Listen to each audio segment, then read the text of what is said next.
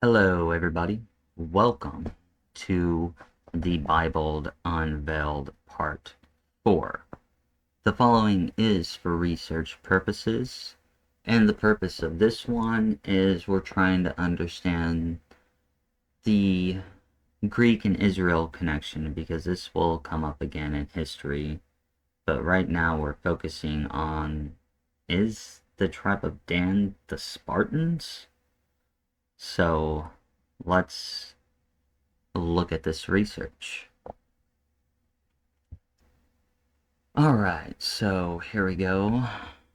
This will hopefully be only got about 10 or 15 minutes, so we may have to do this in more than one video. But, so this is a peer-reviewed article for the Journal for the Study of the Old Testament. This is in 2020 article. So let's look at this. Okay, so the abstract. The tribe of Dan, I'm going to read the abstract verbatim, or the best that I can, because some of these words I may not pronounce right, especially right here. You know, these two words. Okay, so the tribe of Dan has always appeared to biblical scholars and archaeologists as something of an enigma.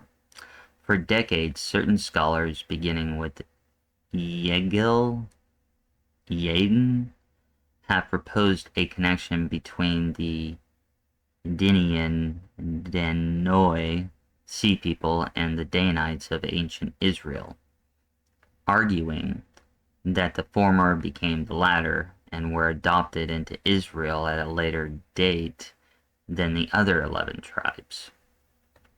Focusing on recent archaeological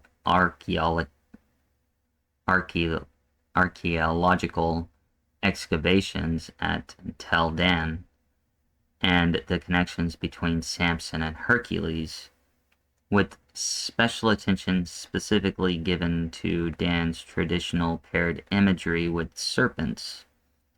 The study seeks to present a coherent case for the possibility that Yaden's theory may soon carry weight. So let's take a look at this. Okay, so the tribe of Dan never really played a large role in Israel's history, according to various traditions contained in the Yahwehist account. They were one of the descendants of Jacob's sons. Dan, as one of those tribes, is perhaps the least mentioned. Most scholars who made a study of the tribe of Dan admit that much of the information supplied about it is strange and puzzling. So, the tribe of Dan is also allotted the last land in Joshua's conquest, mentioned only a handful of times. So,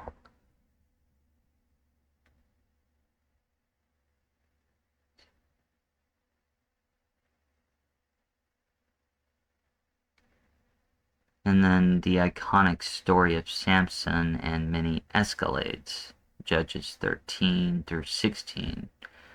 Yet the significance of overlooked tribe has attracted some special attention by scholars due to its possible connections with peoples outside of Israel.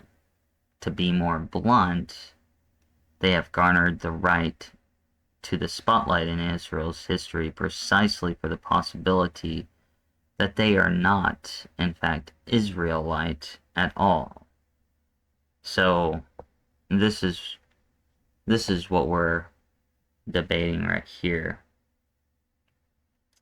So, looking at. Okay, so it's talking about how the information in Judges and Joshua is quite confusing. Now, to also put this in context, okay, here are some other things that we got to keep in mind. Okay, the oldest copy of the Bible, full version, okay, full version, is a Septuagint, I don't know if I pronounced that right either. That was created when Greeks and Jews kind of came together in Alexandria, and translated the Torah, um, and the books of their holy word into Greek. Um, the oldest version in Hebrew that is known dates to full. We're talking full version here, not not like certain books or certain manuscripts. Okay. So the oldest version in Hebrew goes to the 11th century CE, whereas the Septuagint was 3rd century BCE.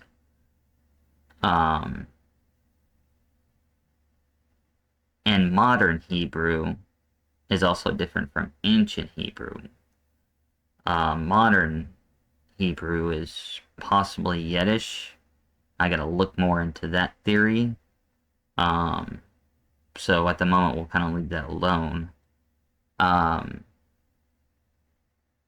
So these are interesting details to note. And I gotta actually look because I've read reports that there are some manuscripts in Old Hebrew, but then some of them say they're actually Arabic or something of that nature. So I'm not or Aramaic. So I'm not quite for sure on the other ones, but I just know that the farther back you go, there's not an older complete version until you get to the Greeks and the Jews and the Library of Alexandria. And how that survived, probably through like tribes like the Essenes and stuff like that. Which is one of the points that I'm trying to make, is that the whole story of Jesus is a longer story. The one that kind of started at the Library of Alexandria with the Greeks and the Jews, separating from normal, what we would call normal Jews. And they didn't really call themselves Jews back then, they called themselves Judeans. Jew is like a modern day term, which is something more interesting that we'll probably get into. But anyway, back to this whole story, but just checking on time here because I'm kind of restricted. Okay, we ain't got much time left. So let's go into the contradiction information probably. Let's look. Yeah, we'll go there and then we'll stop. Okay, so what is contradicting? Okay, so in order to piece together the early history of the Danite tribe, one has to make sense of this early evidence. Okay, so what's the evidence? Okay, so the book of Judges talks about the tribe of Dan and living basically alongside the Philistines. Okay? And while they disagreed on things, but apparently they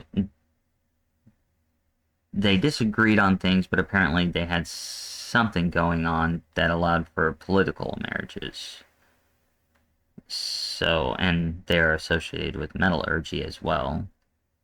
On the other hand, the Book of Judges also depicts the Danite tribe as migrating inland and curiously notes that until that time, the tribe of Dan had received no land or inheritance among the Israelites.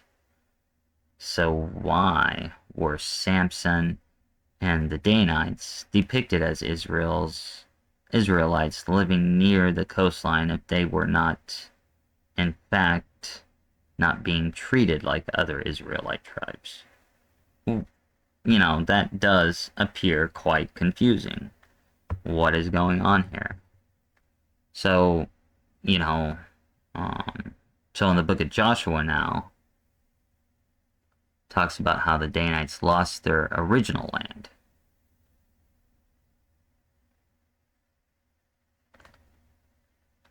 And that land was given by Joshua,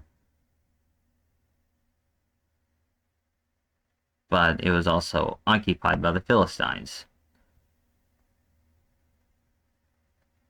which kind of contradicts the judge's part.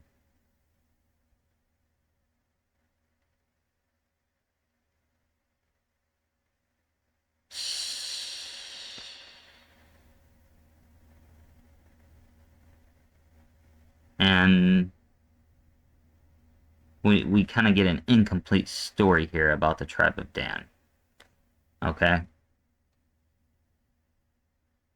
Because although listing a number of cities as being allotted to Dan never details their conquest as it does for the other tribes' lands. Nor does it include those cities' kings among the list of the 31 conquered kings in Joshua 12.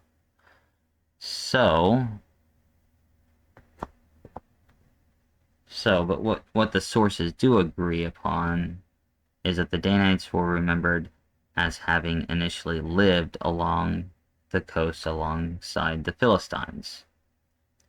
Likewise, later having sought a home further inland by conquering Laish and renaming it Dan. What they disagree on is whether the tribe of Dan's living arrangements on the coast were given as an Israelite heritage, or whether the Danites were never given such an inheritance because they already lived on the coast from the beginning and ended up creating their own Israelite heritage later. So, I hope I introduced this pretty good. Sorry that we only got to like 2 pages, but I thought some of the explanations were kind of needed in this.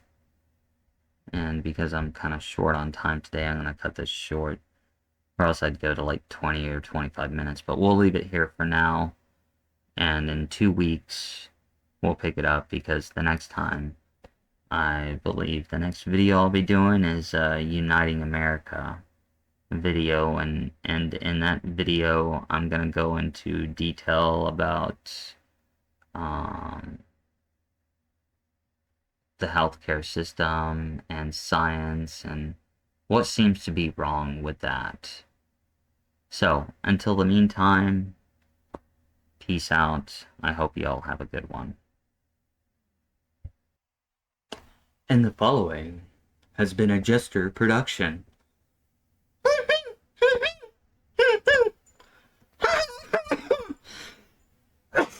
Mess it up.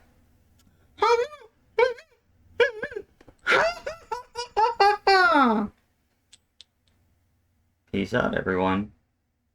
I will see you next week with another Uniting America message. Bye-bye now.